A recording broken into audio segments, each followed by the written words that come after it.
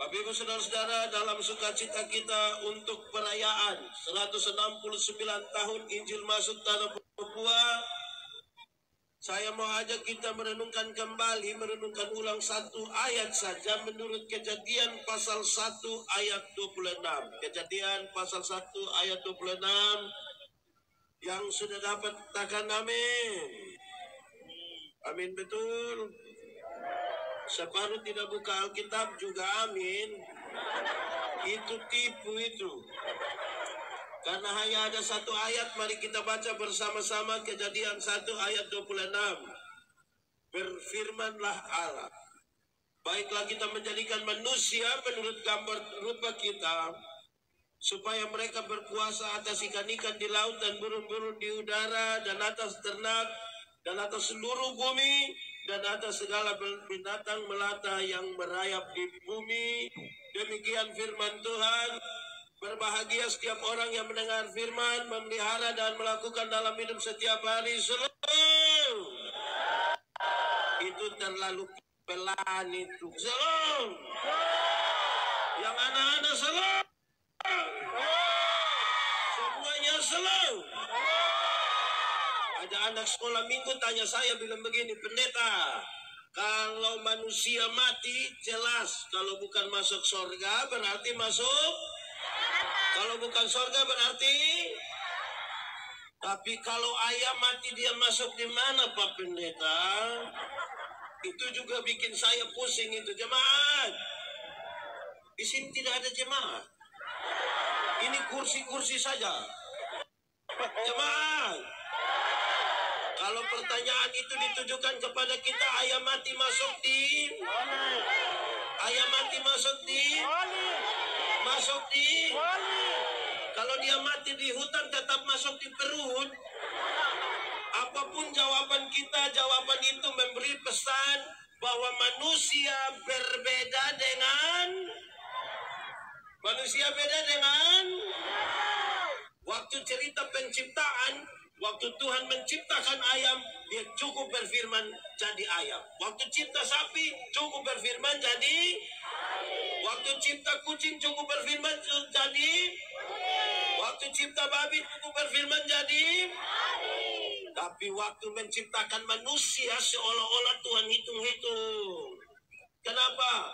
Manusia akan diberi kuasa untuk mengurus, menguasai seluruh ciptaan. Dia tidak boleh sama dengan ayam. Setelah hitung, Tuhan bilang begini, baiklah sekarang manusia diciptakan, maka dibedakanlah manusia dengan ayam. Yaitu, hafal, ayam diberi satu kehidupan saja. Diberi berapa kehidupan? Berapa? Satu, kalau pakai bahasa Indonesia bilang satu.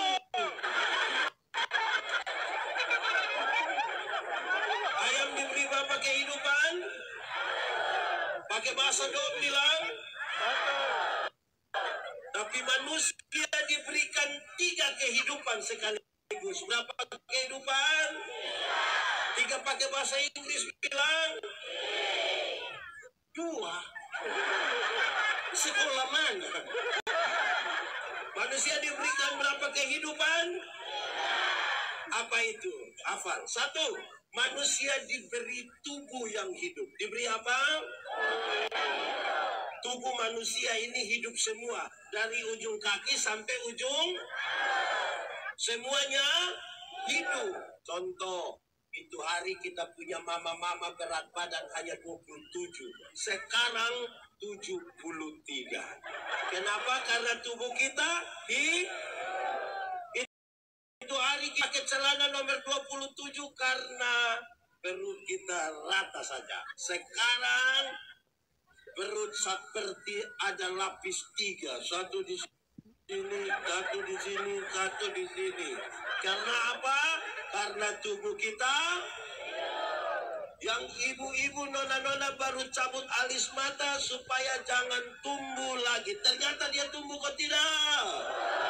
Kenapa dia tumbuh coba? Karena tubuh kita. Pendeta Yandi baru cukur kumis kemarin, sekarang tumbuh sembarang saja. Kenapa? Karena tubuh kita. Kalau hanya itu, saudara-saudara, manusia belum beda dengan ayam. Karena ayam juga Kedua, ini tidak ada di ayam. Ini tidak ada di ayam. Manusia diberikan jiwa yang hidup. Diberi apa yang hidup? Jiwa itu apa? Manusia diberikan akal dan perasaan. Diberikan apa? Akal dan perjumpaan antara akal dan perasaan membentuk karakter manusia. Perjumpaan yang berimbang antara akal dan perasaan membuat karakter manusia itu bagus sekali. Jemaat, ini jemaat sudah mati semua. Jemaat, ayam ada otak kok tidak? Dia punya nama otak? Otak ayam. Ayam ada otak kok tidak? Dia punya nama otak? Tapi ayam tidak pakai otak. Makanya tidak ada sekolah untuk. Yang ada hanya sekolah untuk. Jadi kalau anak-anak pemalas ke sekolah, dia pun nama anak sekolah.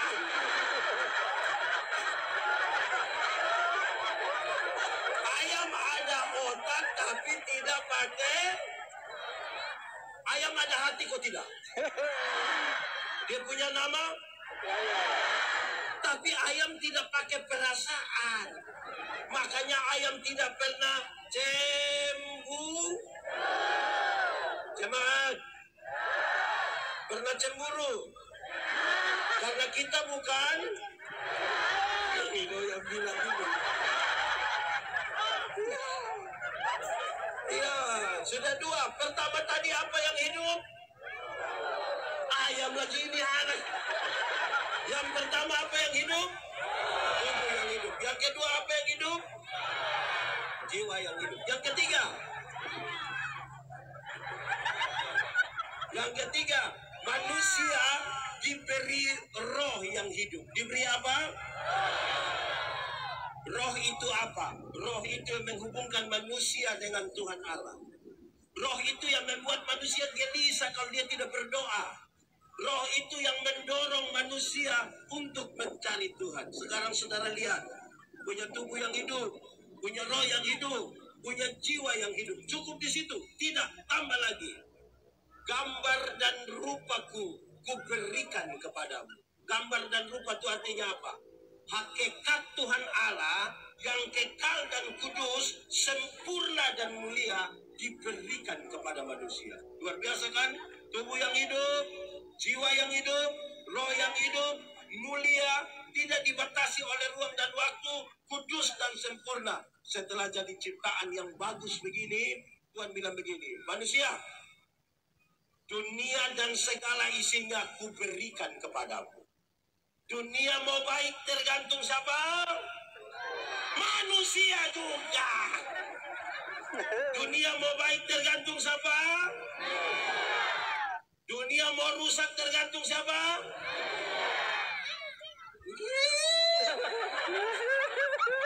Karena dunia diberikan kepada manusia, dunia mau baik tergantung manusia, dunia mau rusak pun tergantung. Tambah satu kalimat, dengar baik-baik. Tambah satu kalimat, setelah otoritas itu dikasih pada manusia, tambah ini kalimat, dengar. Bahkan setan-setan pun harus tunduk kepada manusia. Sama-sama 1, 2, 3. Bahkan setan-setan pun harus tunduk kepada manusia. Jemaat, pertanyaannya jadi gampang sekarang. Tolong jawab kuat-kuat. Kita takut setan atau setan takut kita? Coba kamu diam. Orang tua, setan takut kita atau kita takut setan? Atau kita dengan setan bakas takut? Yang benar mana, kita yang takut setan atau setan takut kita? Takut. Yakin setan takut kita? Awas dia dengar. Jemaat, kerinduan kita setan takut kita, kenyataan membuktikan kita yang takut setan.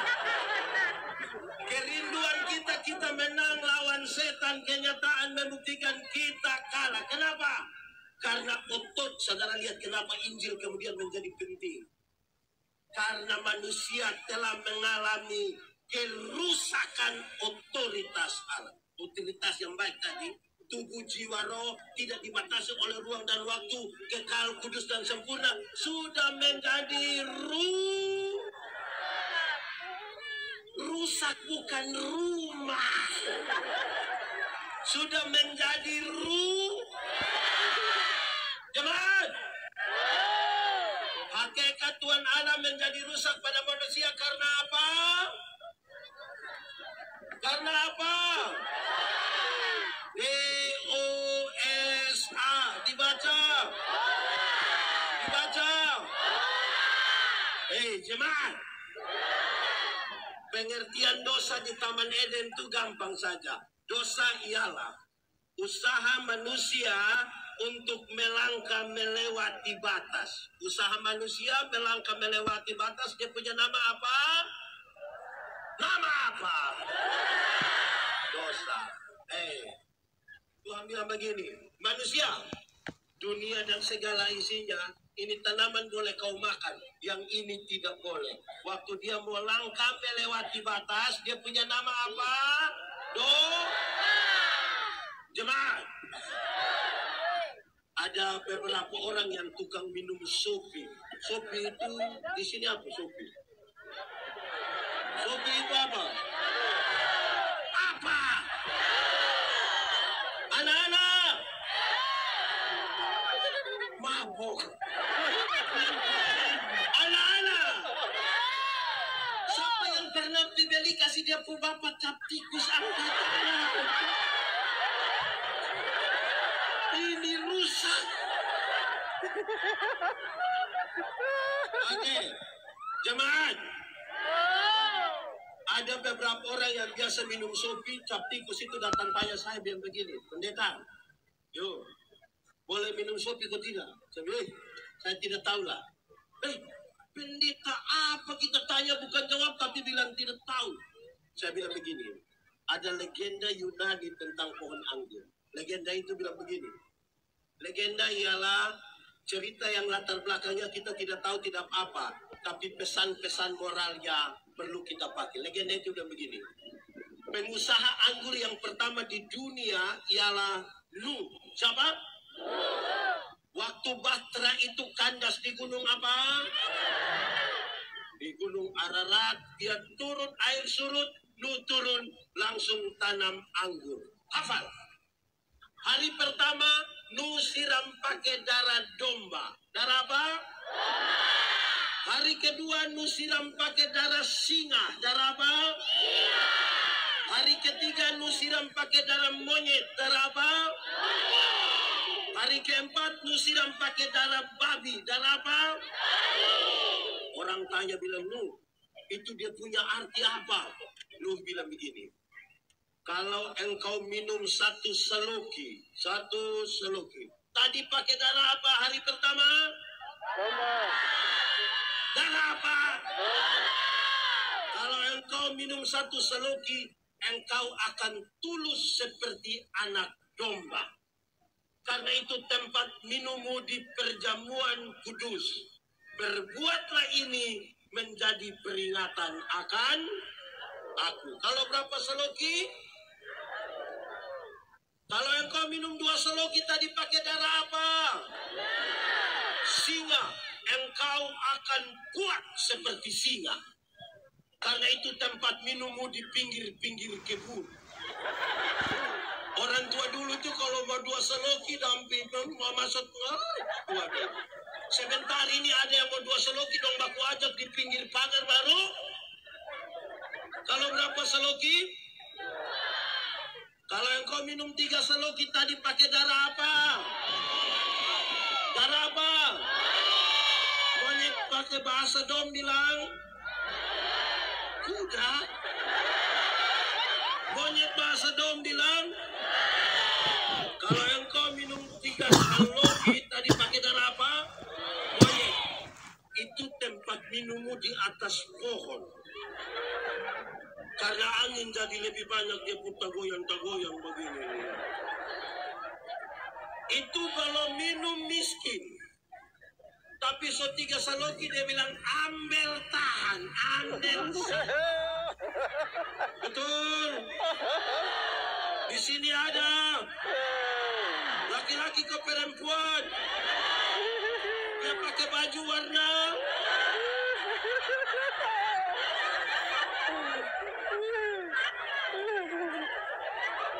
jemaat. Di 3 saloki itu cerita tinggi, Bapak. Suara tinggi, isinya juga tinggi. Dan jemaat, saudara tahu kalau 3 saloki itu banyak istri kena pukul di 3 saloki. Jemaat, di sini ada suami biasa pukul istri. Siapapun bapak coba angkat tangan.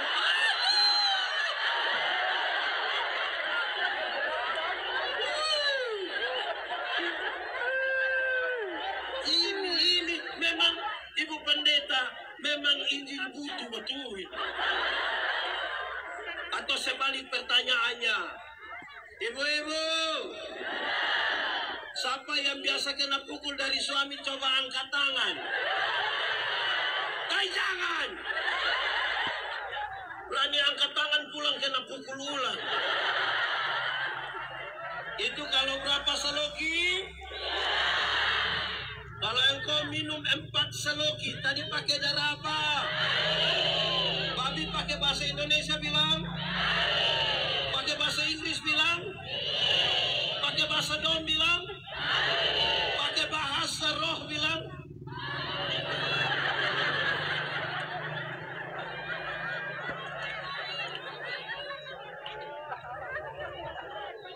Kalau engkau minum 4 saloki, tadi pakai darah apa?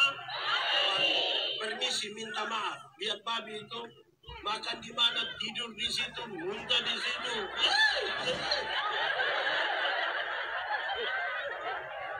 Terus don tanya saya, dari pendeta kita berapa saloki? Pilih sendiri. Jemaat. Minum air susu itu baik atau tidak? Baik kalau 1 gelas. Tapi coba minum susu 1 ember. Bisa gila. Kalau susu yang bermanfaat saja melewati batas bisa bermasalah. Apalagi?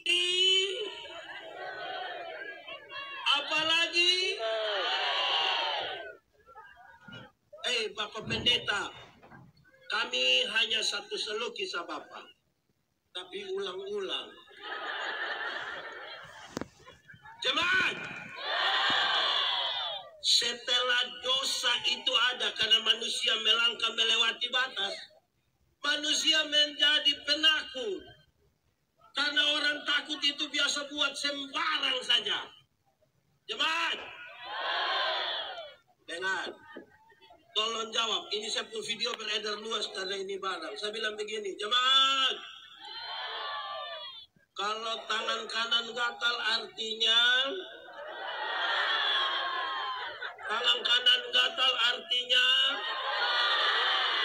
siapa yang ajarkan?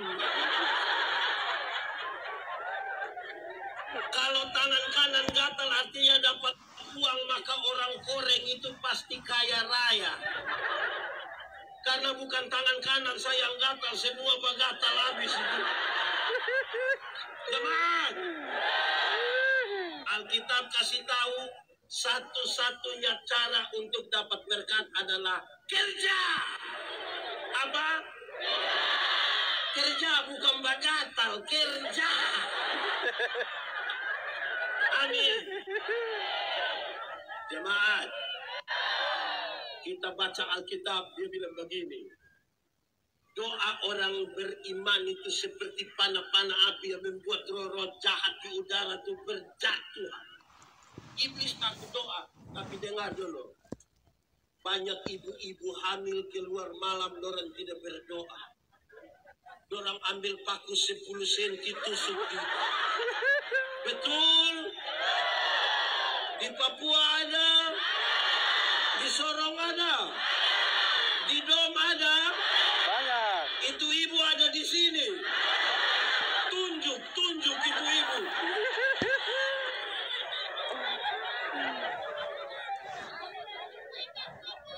Setan mana takut paku? Saudara lihat kita bermasalah sekali. Jemaat. Satu hari minggu ketiga bulan Desember kami ada di gereja. Minggu kedua bulan Desember hujan belum turun. Takut kekeringan di tahun berikutnya sebulan begini.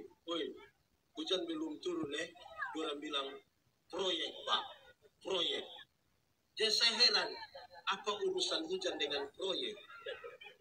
Terus saya bilang begini, Bapak, akhir tahun begini proyek pemerintah banyak Bapak, jadi orang tutup hujan. Saya bilang, hujan bisa ditutup? Orang bilang bisa Bapak. Bagaimana cara tutup hujan? Saya bayangkan penjelasannya ilmiah. Ilmiah artinya masuk akal dan bisa dipertahankan terus menerus. Saya bayangkan awan hitam sudah berkumpul begitu, tembak pakai sinar laser atau pakai kaca bikin efek cahaya untuk biar. Saya bayangkan begitu. Ternyata bukan itu yang orang maksud. Orang bilang, permisi Bapak, kita tinggal buang pakaian dalam di atas rumah, hujan tidak turun. Saya bilang, itu celana dalam merek apa itu? Yang kalau buang hujan tidak turun. Jemaah, kalau hujan bisa ditutup, kota Jakarta itu tidak akan pernah ada banjir. Tinggal semua warga Jakarta pegang dia punya. Terus gubernur hitung 1.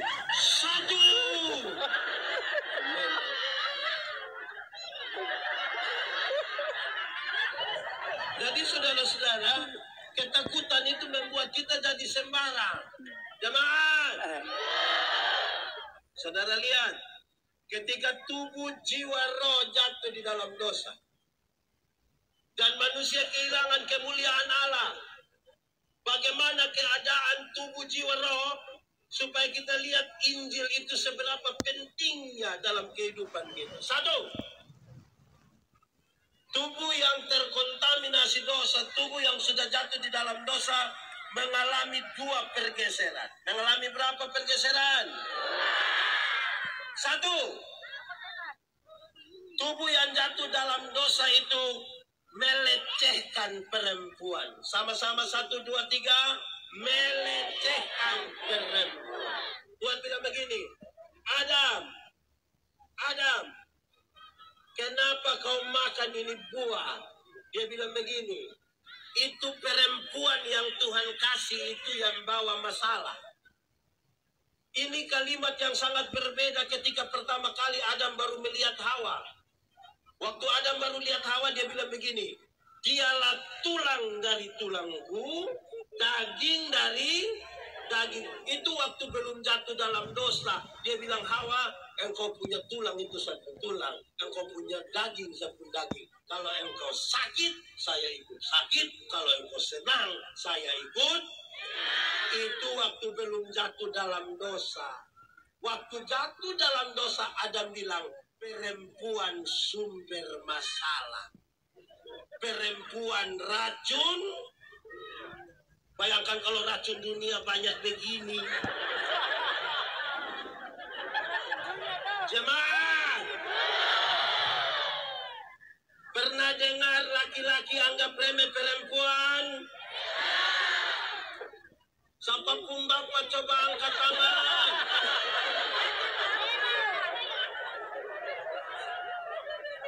Bapak-bapak, kamu bukan bapak. Bapak-bapak, ini bapak dong di sini muda-muda semua. Suami-suami,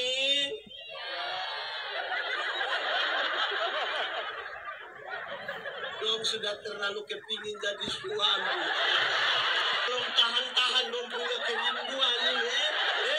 Anak-anak, kamu sekolah dulu.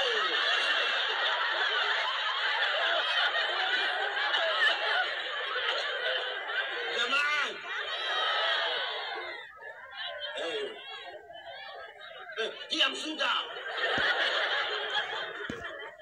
Suami-suami.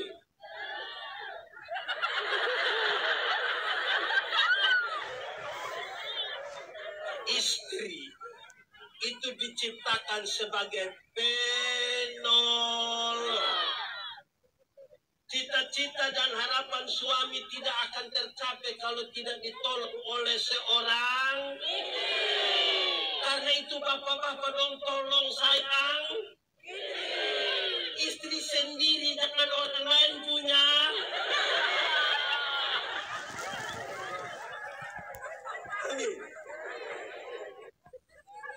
Bapak-bapak, kalau orang tolong kita terus kita bilang terima kasih, itu baik atau tidak? Baik atau tidak?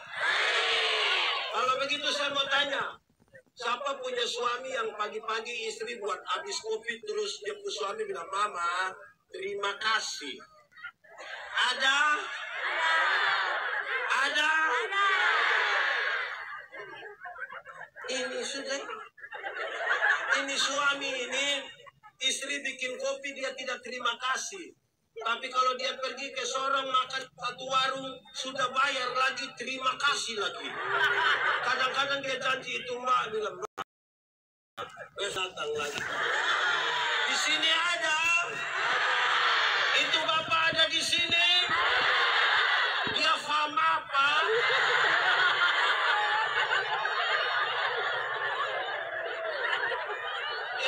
Bapak-bapak, dengar, bapak-bapak, coba sebentar malam pulang, istri siap makanan, coba bapak bilang begini, mama terima kasih. Itu mama tua pikiran. Pasti mama tua pikir dua hal. Pertama mama tua pikir begini, tidak tahu roh apa sunaik di satu suami. Karena tidak biasa buat, ini tiba-tiba buat. Atau jangan-jangan yang kedua, mama tua pikir begini, jangan-jangan ini hari terakhir.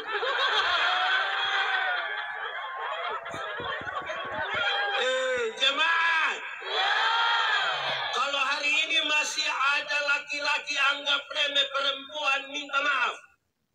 Tubuhmu terkontaminasi dosa.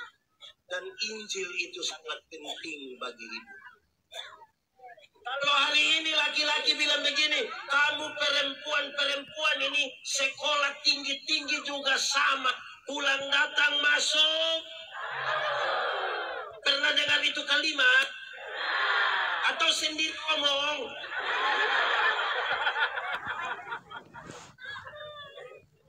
Jemaat, saya melayani di Pulau Sabu, satu pulau kecil di NTT bagian selatan, kira-kira 5 tahun. Waktu itu saya belum nikah. Kalau jemaat lewat, saya sementara cuci pakaian di sumur, orang bilang begini, pendeta, makanya apa? Kawin sudah. Saya bilang, kamu punya otak ini tidak betul, kamu otak ini. Kalau mereka pergi ke rumah pelayan, ke pastori, kita sementara sapu-sapu rumah, orang bilang begini, pendeta, makanya apa? Kawin sudah. Saya bilang, kamu punya otak ini tidak betul. Pendeta, kenapa setiap kali kami minta pendeta kawin, Bapak bilang kami otak tidak betul? Saya tanya Doran, boleh jawab? Saya tanya Doran, kalau pakaian kotor, apa yang harus dilakukan? Apa yang harus dilakukan? Cuci, bukan kawin. Hanya orang gila yang pakaian kotor di sini dia pergi kawin. Kayak pakaian itu. Jemaat, kalau rumah kotor apa yang harus dilakukan? Apa yang harus dilakukan? Sapu, bukan? Kamu tutup. Hanya orang yang otak tidak betul saja yang rumah kotor, nah dia dikawin supaya rumah bersih. Jemaat, kalau toh akhirnya, ibu-ibu harus masak, harus sapu, harus cuci, harus timba air. bukan karena dia pembantu, tapi dia melakukan itu atas nama cinta. Tepuk tangan ke situ ini. Supaya laki-laki belajar menghargai perempuan. Amin kok. Hargai itu. Supaya dia ada kesempatan sisir rambut juga. Kalau tidak dia datang kita lihat dia pun rambut begini semua. Tapi yang kedua, jemaat. Yang kedua, tubuh yang terkontaminasi dosa, itu membuat bagian-bagian tubuh tertentu menjadi berhala baru. Maksudnya begini. Lihat sini. Dengar, tubuh yang terkontaminasi dosa menjadikan bagian-bagian tubuh tertentu menjadi berhala baru. Maksudnya begini. Dulu Adam dan Hawa itu dorang dua telanjang saja. Tapi tidak ada masalah. Adam telanjang ikut situ, Hawa telanjang ikut situ, tidak ada masalah.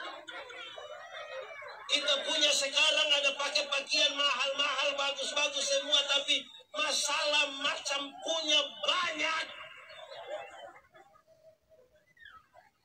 Betul atau tidak? Padahal ada pakai. Jemaat, pernah nonton TV? Di mana? Nonton apa? Memang nonton TV tapi acara.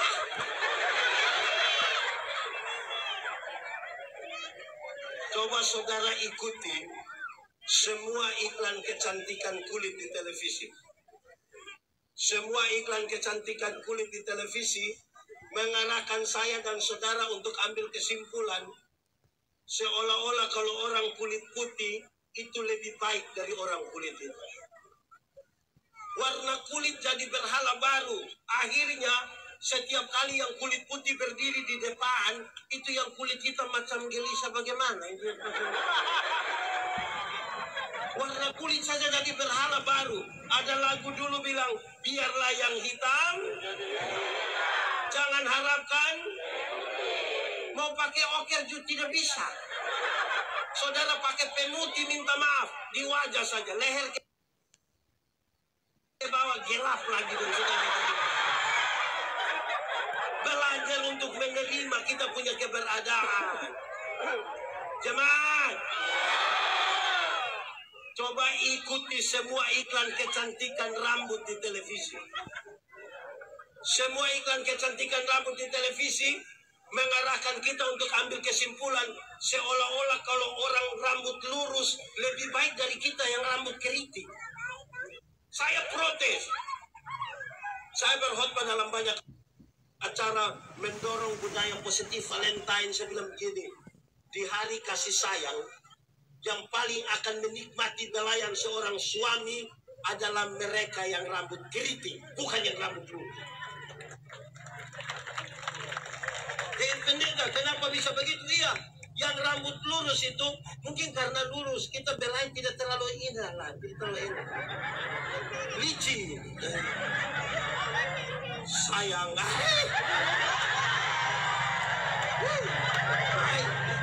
sayang.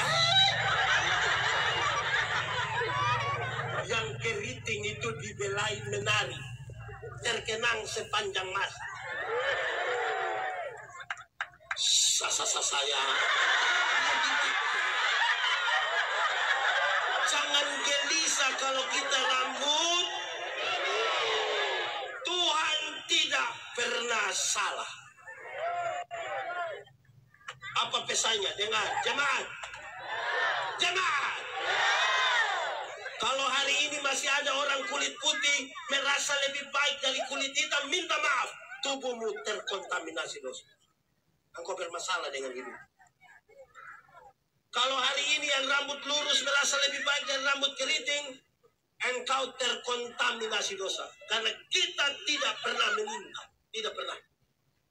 Tuhan dulu mau cipta saya, Tuhan tidak tanya, Yandi, engkau mau Timur atau Cina? menjaga.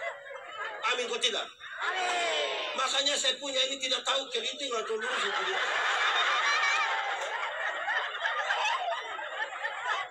Jemaat,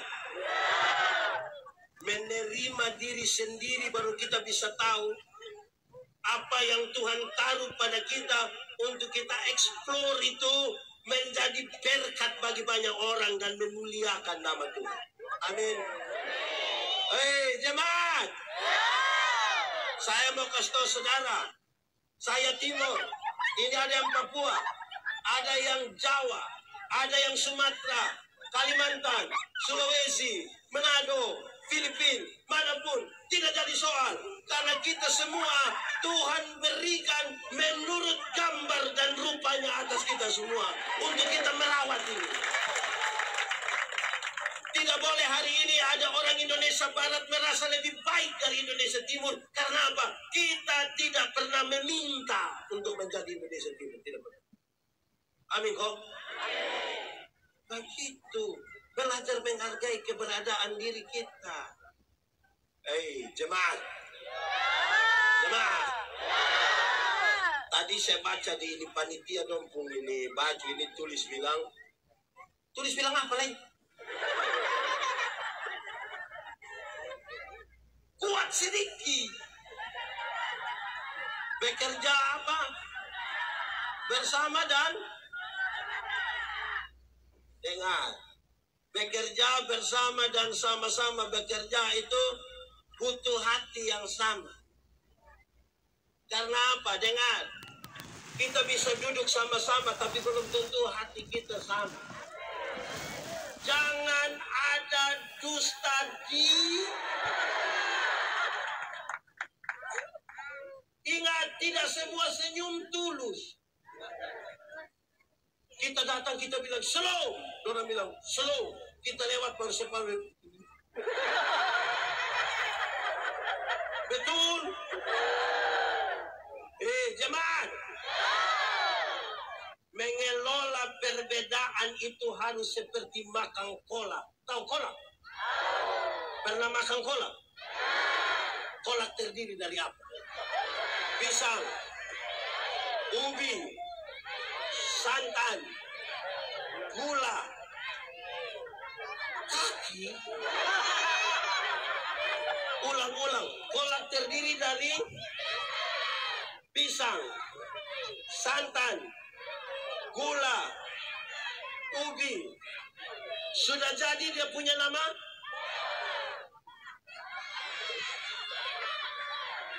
Waktu sudah jadi kolak, kita makan kolak, masih makan pisang, masih rasa pisang atau tidak? Masih. Tapi ada rasa baru yang ditambahkan sebagai bagian dari sebuah kebersamaan. Tidak ada upaya untuk saling menghilangkan. Kita bisa makan kolak, berkumpul di satu tempat. Bukan orang mau makan kolak, lah dia makan ubi di sana, pindah lagi makan pisang di sana, pindah lagi minum santan di sana, baru terakhir dia duduk di atas kompor di sini. Kan tidak begitu. Betul kok tidak? Betul kok tidak? Jemaat, jangan kelola kita punya perbedaan itu seperti minum kopi. Tahu kopi? Pernah minum kopi? Kopi terdiri dari apa? Gula, air, kopi. Sudah jadi dia punya nama? Nah yang lain punya nama di mana? Kopi itu terlalu egois. Kita semua tapi nama mesti dia. Kita semua tapi nama mesti dia. Terlalu bikin diri inti lah. Di sini ada yang biasa bikin diri inti. Dia ada di sini. Dia paham apa?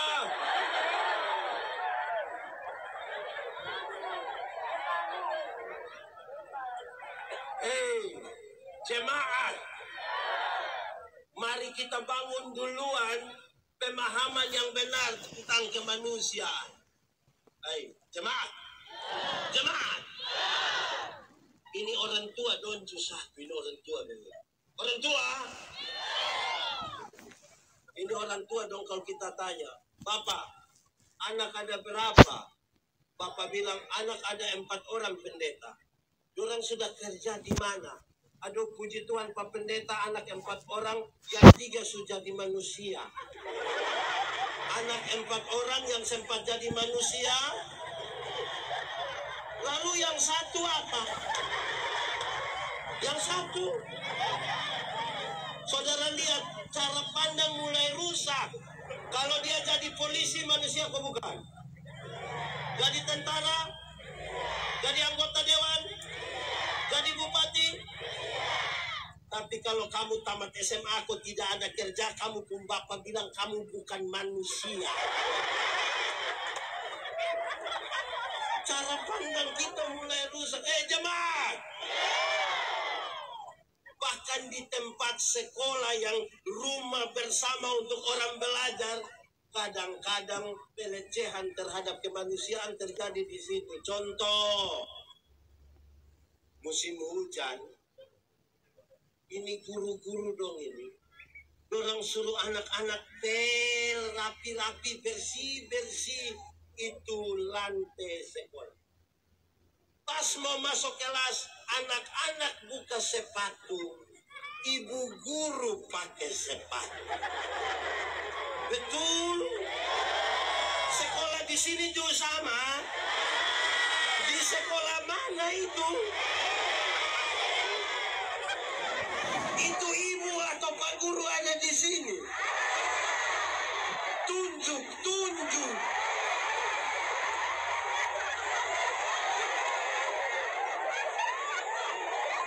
Tempat di mana kemanusiaan harus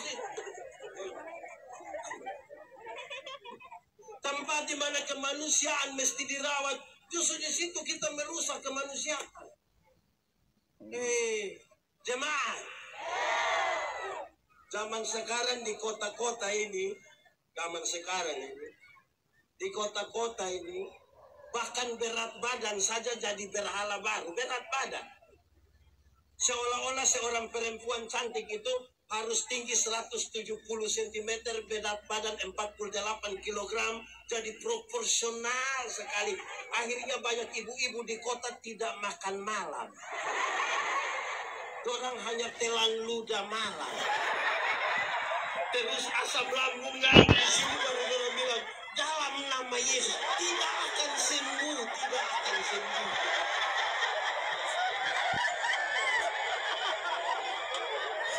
Kalau ibu-ibu gemuk 2 orang ada duduk sama-sama, di sini ada ibu gemuk. Di mana? Itu dua. Kalau orang duduk sama-sama begitu, ada yang gemuk satu lewat begini. Orang 2 yang gemuk baku korek bilang begini. Saya dan dia siapa lebih kurus? Di sini ada yang begitu. Itu ibu dong ada di sini. Tunjuk. Bahkan berat badan saja jadi berhala baru. Jemaat, identifikasi, kenal dulu kita pun diri. Tenun ikat dari NTT itu mantap. Batik Papua itu, tapi berapa banyak kita yang mau pakai kebanggaan kita tenun ikat NTT dan batik Papua. Orang lebih suka macam ke Korea. Pakai celana levis yang tarobek itu rasa berarti. Di sini ada yang begitu. Itu anak muda dong ada di sini. Orang panitia. Kamu hati-hati kamu. Kenal kita berdiri ini. Amin kok. Jemaat. Ini khotbah baru seperempat.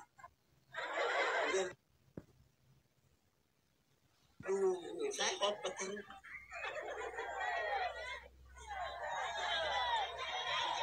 Lanjut apa?